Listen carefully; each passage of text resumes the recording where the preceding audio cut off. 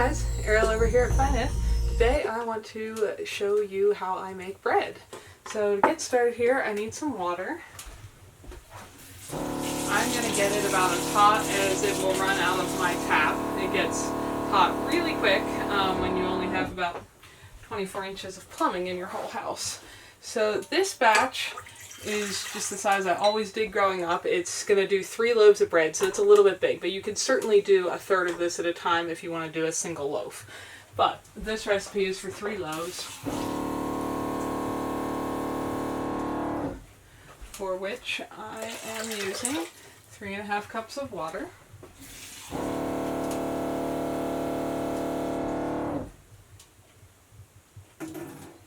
If you have watched my other videos, you probably know how I get my water. So you know I've got a good pure well water here, not city water or anything treated. So I've got water there, and now the reason I want that warm but not boiling is because the next thing I'm putting in here is yeast. And yeast likes to grow when it is warm, but if you cook it, it will kill it. So once you bake bread, it quits rising. So for this, I'm doing 1.5 teaspoons of yeast. Sorry, 1.5 tablespoons. So there's 1 tablespoon, and there's, if you don't know the math on this, there's 3 teaspoons in a tablespoon. So a tablespoon, 1 full teaspoon, and 1/2 teaspoon equals 1.5 tablespoons. Or you could just guesstimate that being half full. So there, I've got yeast in the warm water. Now you could do this by hand, since this is an old KitchenAid that was actually my mom's before I was born. When she got a little bigger one for the family, she gave me the old one. So I'm just mixing that in there just a little bit. Now, to be sure that your yeast is good, because bread doesn't rise if the yeast isn't acting, I'm just going to let that sit there for just a few minutes in the warm water, and if the yeast is active, it should start bubbling. I mean, not really fizzing, not like a can of soda, but you'll see it working. So before putting all of my other ingredients in, I'm going to make sure that the yeast is good, just in case. I've rarely had this go bad, but just in case, if you use scalding hot water, you could have killed the yeast on contact.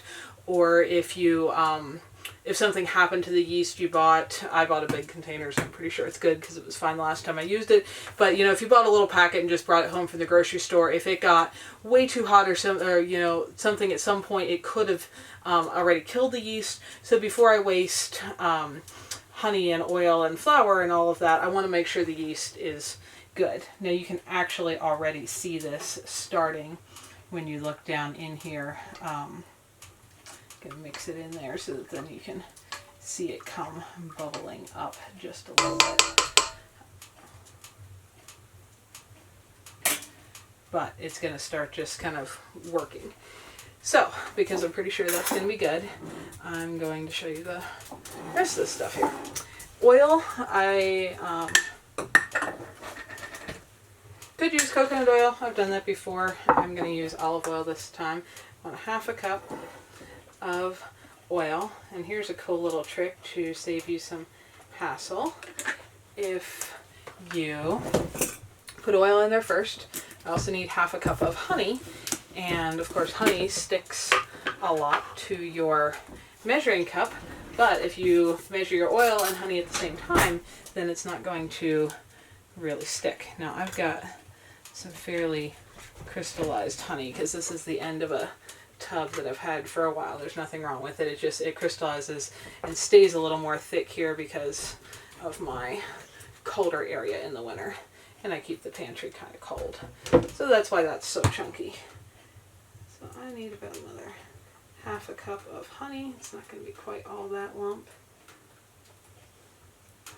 It's a little easier if you have really runny honey like you would expect. It's a little more challenging to just manipulate when it's thick. But if you're looking straight down here, you can see that you're starting to get little bubbles there, so I'm pretty sure my yeast is good. And so I'm going to dump my honey and oil in here. And my honey should pretty much slide out of there all by itself because the oil was in there first, like that.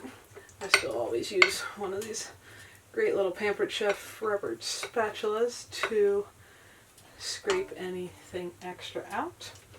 Now, as I said, you would not have to use a mixer. You don't have to have a bread machine. I've never used one in my life. Actually, I know some people like them, but if you just have a bowl and a fork, you can make bread.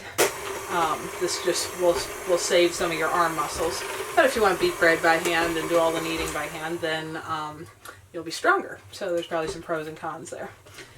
Now the yeast has some sugar to work with from that honey. This is still warm, you know.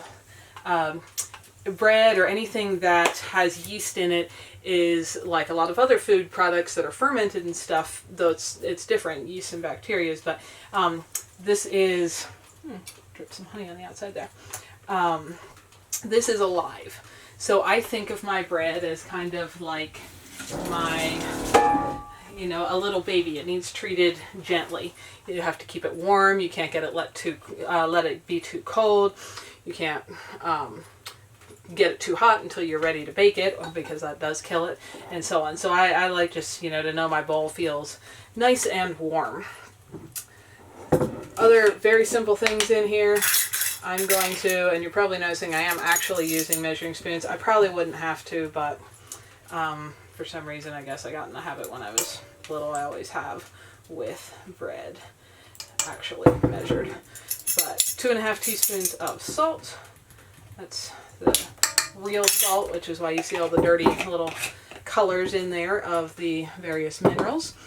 And vinegar. So right now I've got water, yeast, oil, honey, and salt in there. And you could use sugar or whatever sweetener you prefer, and you could leave it totally out, but with a good wheat bread, I like just a little bit of that sweetness in there. I need vinegar. That's the ingredient I forgot to grab. I do have a bunch of my own brewing, but I've been using it this winter faster than I can ferment my own, so I had to go buy some more. So this is Bragg's. I like using a good real vinegar with the mother and everything in there. So that's what the little floaties are. I'm going to do 1/4 cup of vinegar. And again, looking down in, you can kind of see these white bubbly areas. That's the yeast acting. Vinegar in there.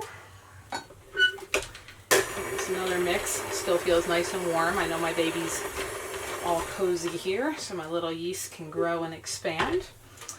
And now I'm going to start adding flour. Move some of this out of the way here, just because flour does have a little bit of a tendency to sometimes make a mess. So that. Now I'm using an einkorn wheat, which was sent to me by one of you awesome followers. And if you're not familiar with wheats at all, you could make this same bread recipe with any kind of flour you like, really. At least any kind of wheat flour. I've never done this recipe with like a coconut flour or substitute. I should probably try that. See how it works. But growing up, I did this with fresh ground wheat berries. My parents, I'm from a family of 9, so lots of people around, and we baked big batches of everything. And so they would buy 50-pound bags of wheat berries, and then they had a grinder, so we'd always grind flour fresh for everything we were making.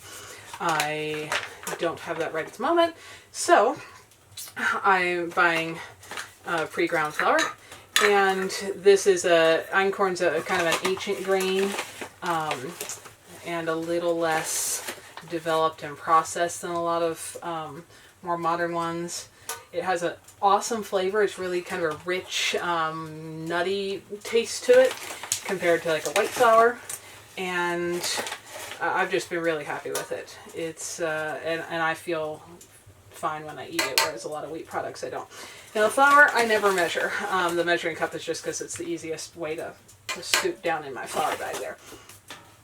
This is a little bit where practice comes into it. I'm going to start mixing this in. and just get the flour all wet in there. And then I'm going to keep adding till it looks like the right texture. I think, yeah, the recipe that I used doesn't even say a actual amount of flour. It's usually, I think, about 9-ish cups. I've found this varies depending on the day, the humidity, the temperature, all those kinds of things. Yeast is alive. It kind of does different things depending what else is going on. So I know here at the beginning I've got, you know, lots of liquid in there. I can just add a good bit of flour to actually turn this from a liquidy bowl into a dough, and then you really want to slow down. Make sure you don't get it too heavy. I know a lot of people are kind of intimidated by baking bread. It can be a little bit more complicated than a lot of the things I've made here that are like my last cooking video about baking squash. I mean, that's almost impossible to have anything not turn out the way you want it. Bread baking can be a little more intimidating because if your yeast is dead, your bread's not going to rise. If it rises too far, it's going to flop, and so on. So there are a few more challenges. I'm just showing you here how moist that is. Yet there's some chunks of flour that are still getting wet there. But obviously I need more than that. Now this bag's low enough, I can probably just do this. And I want this to turn into eventually a dough that's going to kind of peel away from the edges of the mixing bowl and stay all in one chunk for itself. And then this doesn't take long to mix this up, but you do need to plan some time if you're going to bake any kind of yeast bread because it needs time to rise. So I'm going to show you this part, and then I'm going to go off and do some other things and then come back. But at the moment here, we're just getting the flour all worked in here. I know I'm going to use more than that bag. Still very, very moist, but starting to turn into a dough-like texture. Now, if you want a really fluffy bread, I know that you can add either lecithin or actually gluten, which you can buy if you're not gluten intolerant, and those do help with improving the texture just a little bit. I have been very content with the texture of this bread. It's not going to have a Wonder Bread-like texture because of using the whole grains, but it makes a good, a fine sandwich bread, just a little bit crumbly sometimes. If you're used to a commercial sandwich bread, this is going to be a little bit more fragile. But my favorite way to eat this, and what I'm going to do tonight, is just as kind of a side with soup. I'm going to have some lentil soup and just fresh bread with, still warm, hopefully with butter on it for dinner. And I don't know if the overhead camera is going to show you, but that as the yeast is starting to work on the honey and the flour and everything in there, it's starting to get puffier and puffier. Now I'm going to slow down my flour adding here just a bit. You will find if you bake a lot of yeast things that, like I said, it'll vary how things turn out and how it acts exactly will vary with the weather, the humidity, the barometric pressure, all of that. Because when you're cooking with bacterias or yeast, like fermenting or baking, you're kind of working in a mutually beneficial relationship with the little yeast or bacteria. So it's not all 100% under your control exactly what they do, but I can influence what they're doing for sure. So this is getting close to thick enough. I just kind of keep adding flour here on the side because I want that to be a texture I can, touch and it's not going to stick to my fingers. And then I am going to, you could let it rise in here, but I know it's going to rise way more than that. It's going to overflow out all over the place. So to keep from having that happen, I'm going to actually put it in my bigger stainless steel bowl here to let it rise.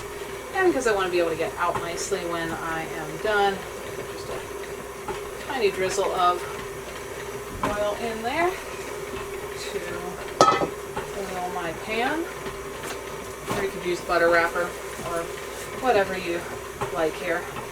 But just to make sure that is oiled just a bit. There we go. Now you can see how much slower the flour is mixing into the dough, and you can see how the texture is changing there. When I scrape the sides here, it's just starting to pull away from the sides there. It's still a little bit too sticky, so I need this to soak in, but like I said, it starts to slow down a lot now. It's not just absorbing all of that flour right away. So I like to scrape the edges, be sure I'm not getting big dry pockets stuck to the sides. And keep slowly adding a little more flour here.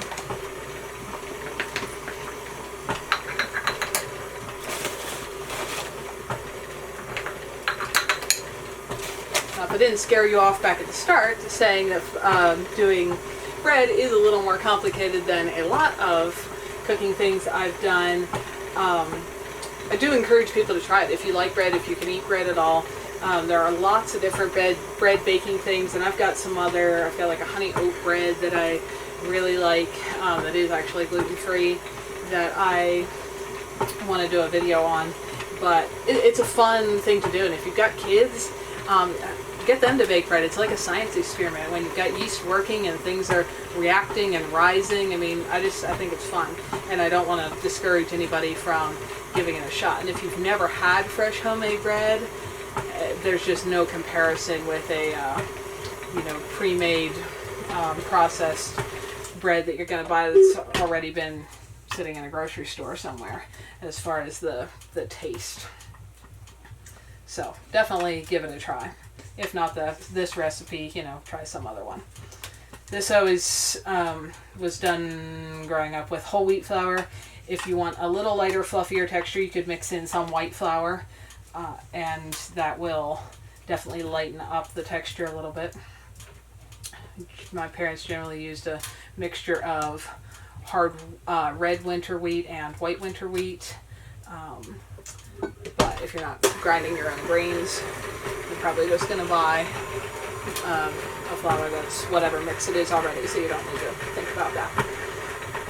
So there you can see how it's starting to actually stay as kind of a cohesive chunk, just a little bit. And as I sprinkle, now I'm just adding like, a quarter of a cup of flour at a time here.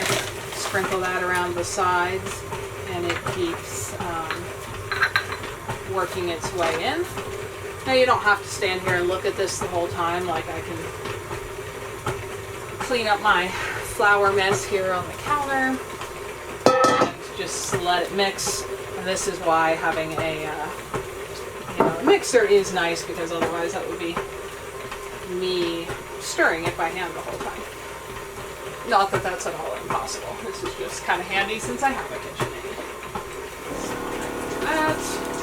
And if this is your first video, yes, I live off-grid in a tiny house, and so that's my little water pump you're hearing. It makes a little bit of a racket when it turns on. And I can put this stuff away in my pantry here. That's continuing to do its thing. Somebody had asked me the other day about heating with wood and having it be cold outside. It's snowing just a little bit, a few flurries today. About cupboards staying really cold because they have closed doors on them. They do stay a little bit cooler than the interior of the house in general, because the warm air doesn't circulate into there as fast.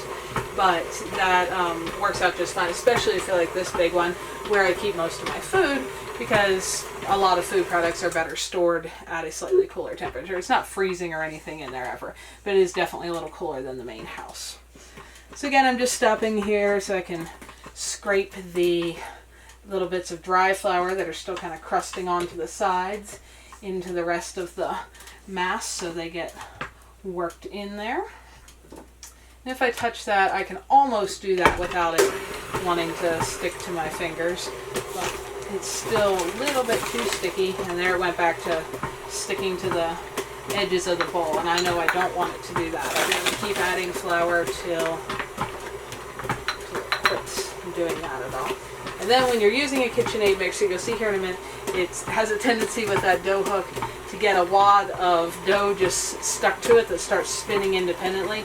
And so I will actually use this little spatula here to kind of mush that back into the main ball of dough.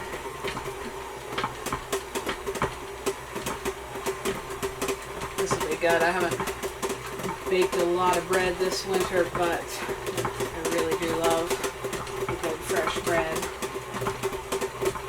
There we go. We're getting a really good texture there. I want to see sometimes, and even if you're doing it by hand, you probably want to check this. You get some really dry lumps stuck on the very bottom as it finishes. I don't. It's still wet on the bottom, so I'm going to need a little bit more. So that's a good thing to check, because otherwise the flour will kind of fall down around it and you'll have just a big dry bit of flour underneath there. These little bags are 2 pounds. So I'm going to use close to 4 pounds of flour if you want some approximation of how much you got to have on hand to do this recipe. And as I said, this is going to make 3 full loaves of bread, so you could certainly do 1 or 2/3 if you only wanted 1 or 2 loaves.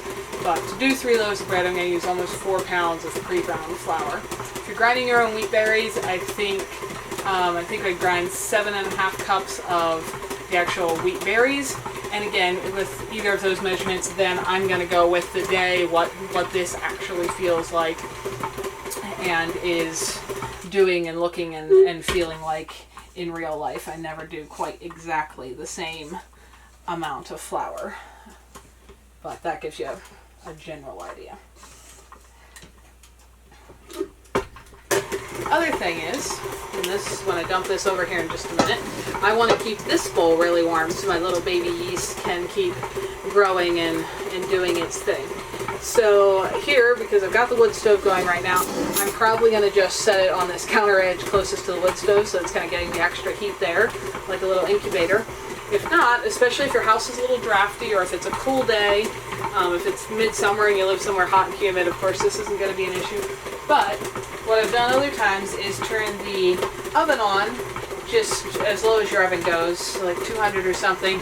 Just let it warm up for a little bit, turn it off, and then you can pop your bread in there to rise with the oven off. Don't leave your oven on or you will bake it, and you will have a loaf of bread the shape of your big bowl and it won't have risen.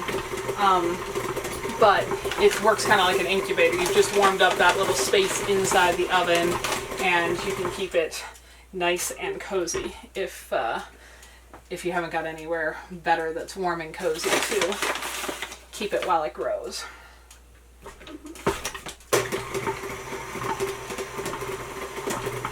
When I'm not doing a video, I often don't watch this close.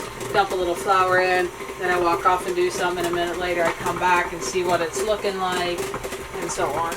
You don't have to, hover over it.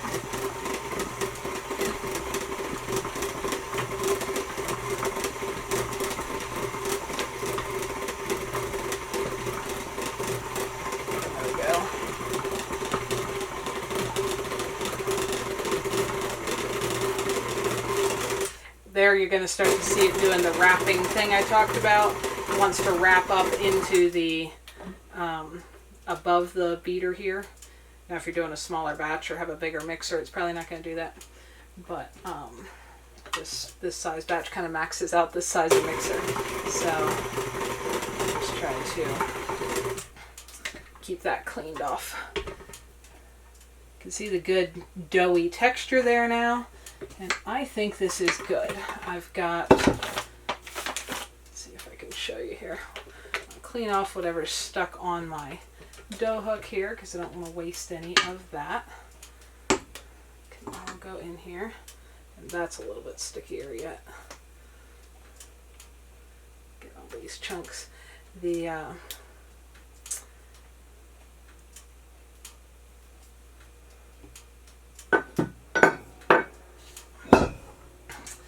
and now I still have some dry edges here, but this is a texture that I can now work with for the most part. You know, I can touch that, and it's got a good dough quality to it. And I don't know quite what's a good way to explain that if you've never ever baked bread, but you should be able to touch it and have it feel pliable and soft, not like it'll get really hard if you have way too much flour, but you also don't want it to be right there. That spot was a little too sticky. You don't want it to be doing that, you know, sticking to your fingers as you are touching it. I'm going to roll this out into here. There you can see a little bit what I was telling you about at the end. The extra flour works down under it, and I've got kind of dry crumbs under there. So I'm just going to do this last little bit of mixing by hand so that they work into that, like the spot that was a little too sticky that I touched as well. I like to scrape all this out so I'm not wasting any of it.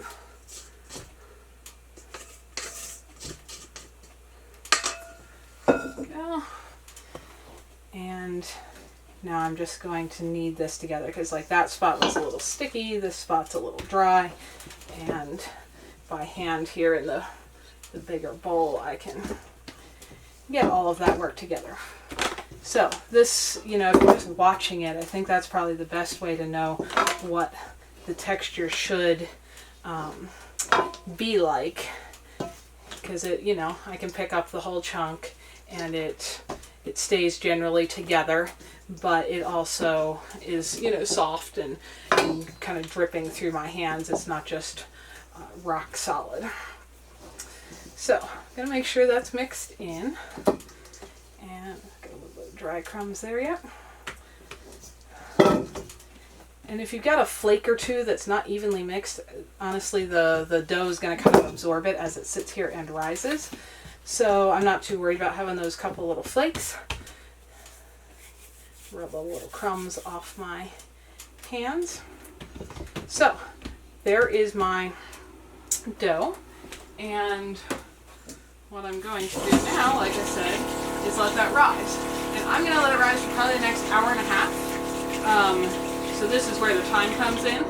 Now it doesn't need supervised or anything during that hour and a half, so you just the bread baking doesn't take very long, but very much time when your work is involved, but you do need a long length of time to have time to rise. So I'm going to keep this warm and cozy. In about an hour and a half we're going to check on it, and it's probably going to be mounted up to the top of this bowl or a little over.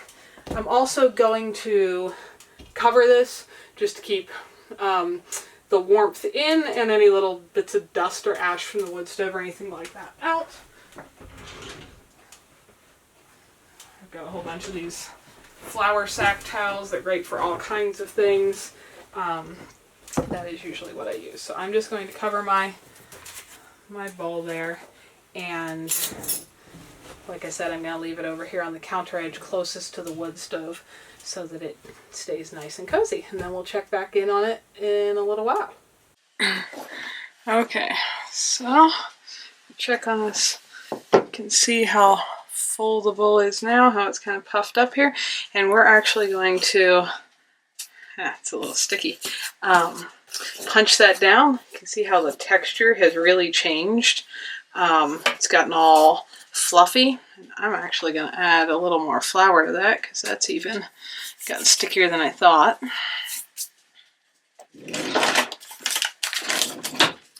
We're going to punch this down and let it rise some more. I'm just going to give it a little extra dusting here on my hands so that I don't get all stuck.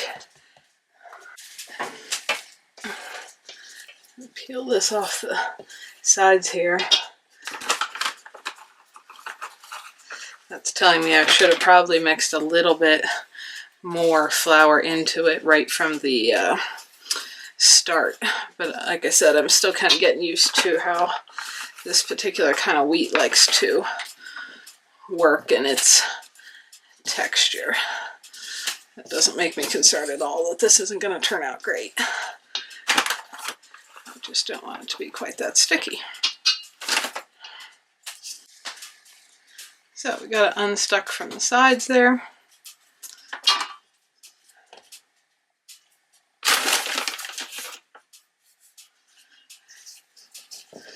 We can knead that all together again.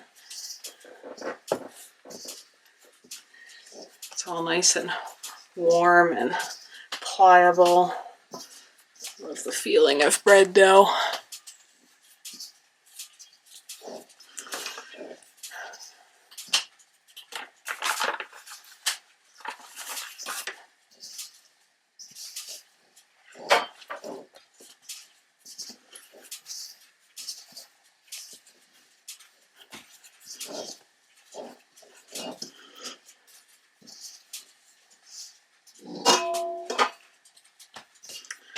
And I'm going to let that rise again. And then once it gets a little bit puffy again, we are going to take it out of this bowl and shape it into loaves and go in our loaf pans over here.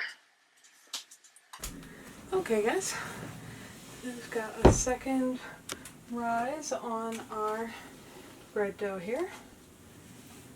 It's a little bit crusty on the outside. If your air is really, really dry where you live, it's often not a bad idea to make the cloth or whatever you're covering it with damp with just a little moisture so that it doesn't get too dried out on top. I like to use a butter stick for buttering the loaf pans just because it has the nice square corners, makes it really easy to get into the square corners of the pan. And I don't really like using the aerosol sprays. So this works pretty well. Just slip in your hand if you get it to work. It's pretty warm in here right now with the wood stove going, which is great for the rising bread.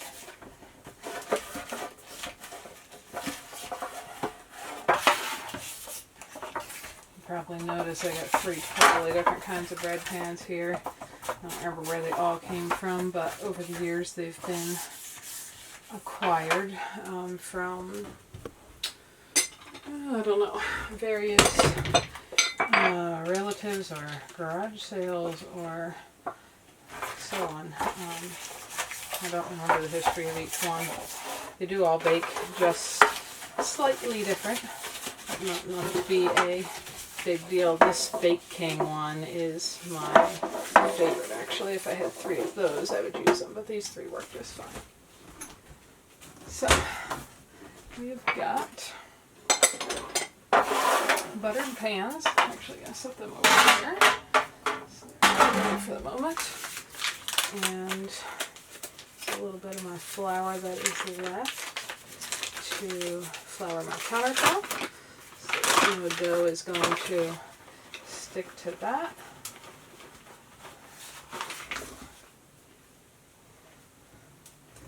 Spread that out here. I'm going to get the dough out of the bowl where it's been rising. Again, this has stayed, like I said, the house is pretty warm because with the wood stove going, it's generally quite cozy. But you do want to keep rising bread dough nice and a good growing temperature for the wheat or yeast. This is still actually just a hair stickier than I really quite wanted it to be. I'll have to clean that out. But in the meantime, yeah, that's what I didn't want it to do, is start sticking to the counter.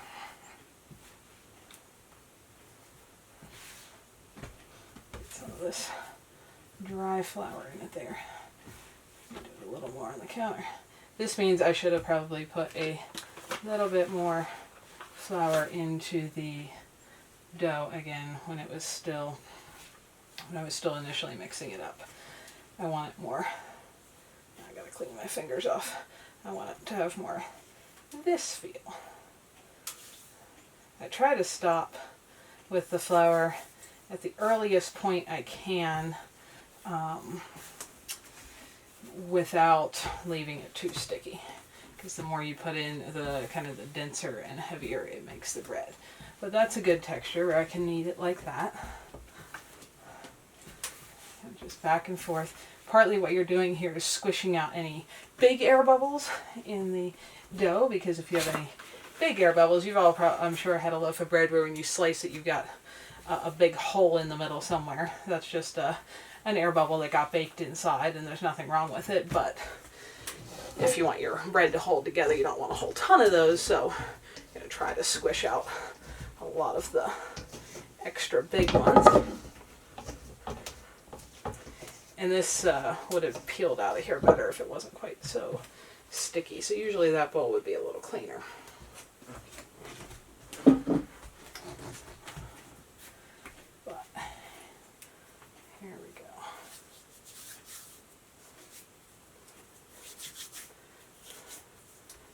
Get all the stickies off my fingers. And now, because I'm making 3 loaves, I want to divide this into 3 approximately equal parts. If you're good at eyeballing, you can do it that way, which is what I'm going to do. Whether I'm good or not, that is what I'm going to do. If it starts to stick to your counter, just put down a little extra flour there. And I want them approximately equal. Now, of course, it doesn't really matter what size of loaf you have. So if you're just doing a third of this and just doing, 1 loaf, it could be kind of whatever size. But if you're going to bake 3 at once, if one's way bigger than the other or one's way tinier, they're not going to bake evenly. If you just use a knife, dough cuts pretty easily. Like that, kind of just stroking it, trying to make those look like 3 approximately even chunks.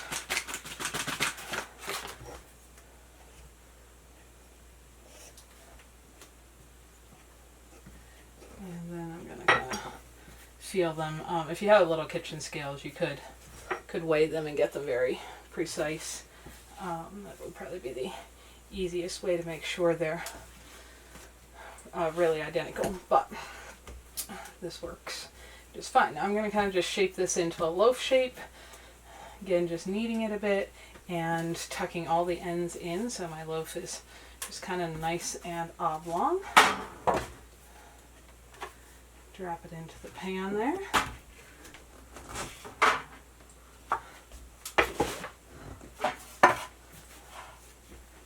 Repeat that process. I'm just trying not to, for appearance wise, I don't want those little lumps and folds to be sticking up, because they'll kind of spring up as it bakes and the edges will burn. So I want a smooth top on what is now the top of my loaf. So any edges and stuff I'm just kind of tucking underneath, and as it rises they all just get absorbed into the loaf, and so you don't get the little burnt edges on the top. Last one here, again doing the same thing, kind of folding all my corners and edges into the middle, and loaf number 3. There we go. Now the one other thing I usually do, grab a fork and just prick this a couple times. You could do whatever kind of pattern you like, but this just again goes to letting some of the air out as this is going to continue to rise and bake, so that you don't get a big blown up just air bubble in the middle. Now these need to rise again. We're not baking them right now. We are kind of like the taste of bread dough. Gonna cover it with my cloth again and let that rise till they're up where they look like a loaf that's ready to eat, because when we put it in the oven, all the yeast activity is going to stop, and that's going to be the size it is. So I'm going to cover these up and we'll check back in when they're ready to go in the oven. Okay guys, get bread going in the oven here. You can see it's risen almost to the top of the pans. I was actually wanting it to rise a little higher, but it seems to have decided that's it. So put the pans in there, going to fire up the oven and bake that at 350 for about 40 minutes. As you probably know, I have a propane oven. I could hear it light, but I do always like to double check. You can kind of see the blue glow around there. I don't know if the camera will pick it up, or if you look at the boiler pan, you can definitely see the flames. I just always like to check that and make sure that it is lit. And by the way, if you've been following me for a while, I love my new oven. It does everything I wanted it to do.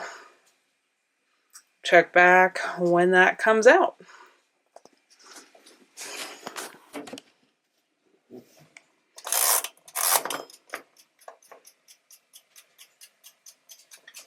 Setting the timer for more like 35 minutes just because I like to check it a little on the early side, that I can always go longer. You of course can't unbake it if you have done it too long.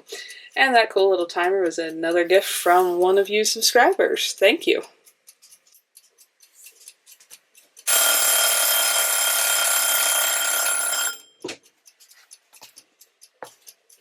Okay, time to check on the bread.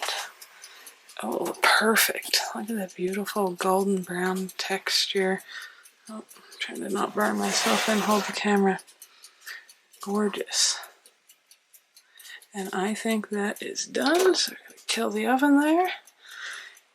And let that cool for just a bit before I pop them out of there.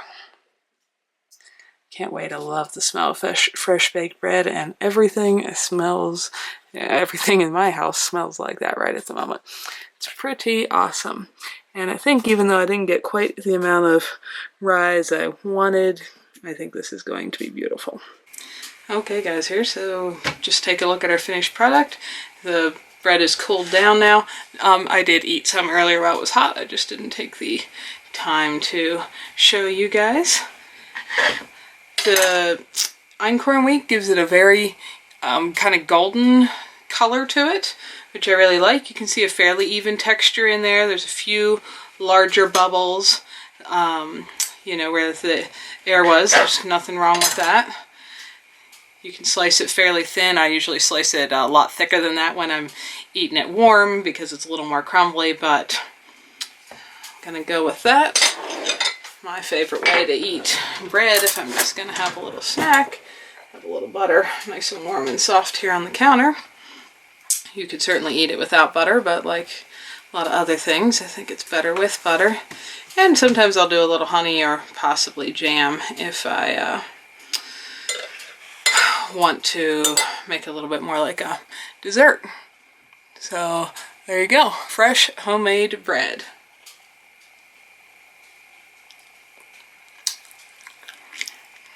Delicious.